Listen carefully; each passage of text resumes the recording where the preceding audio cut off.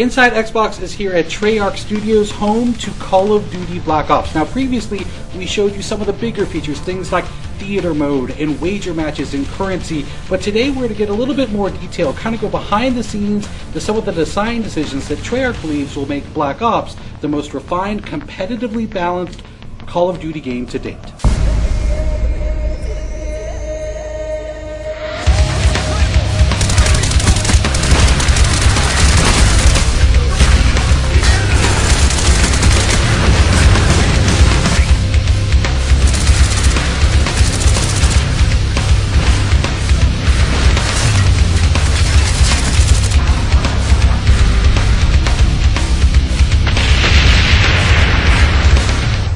One of the great things about having such a large community of players playing our game is that it isn't very difficult for us to hear when fans do not like something about our game or they do like something about our game. All we have to do is listen, and we are listening. So killstreaks in Black Ops are they're a little bit different. First of all, we listened to the community and implemented that killstreaks don't count towards other killstreaks, because there's a lot of complaints about how kind of the rich get richer and it becomes kind of a griefing mechanic and encourages people to camp and that sort of thing. So we wanted to clean that up a little bit. Secondary to that is that we wanted to make killstreaks feel more interactive. We didn't want to just do the fire and forget kind of thing where you just hit the button and go, because then there's no really risk reward there for the player. All of our killstreaks have some aspect of interactivity to them, whether it's the attack chopper picking a spot in the map where it goes and hovers rather than just letting it go and circle around the map. Or the mortar team, for example, you can pick 3 locations on the map and get a really fast targeted strike to those places. So the perk design philosophy is we want every perk to feel like it supports a specific gameplay style. So we want to kind of beef up this characterization of, if I select a perk, this represents me and how I play the game. So for example, we have a perk called Hacker. Hacker is similar to some of the perks in previous Call of Duty games where they let you see enemy deployed equipment in the world. The difference with Hacker is that you actually can go up to enemy equipment now and hack it so that it turns to your team, and the guy who owns that piece of equipment won't know that you've done that.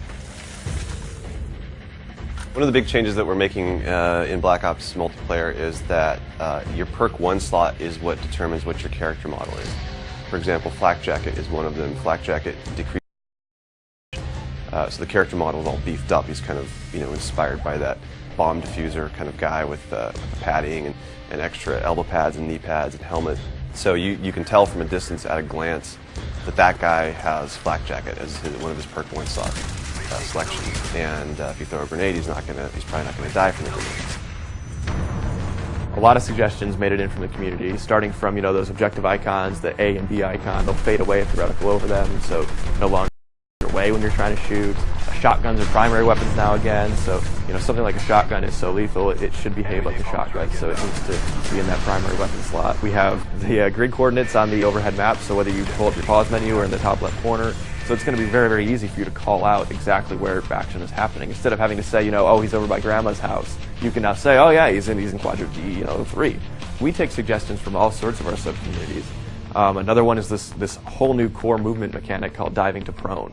So it's something that we found was very interesting. It's used best for evasive and defensive maneuvers, but it really we needed to make sure we balanced that, because we understand that drop shotting is a frustrating thing to some people.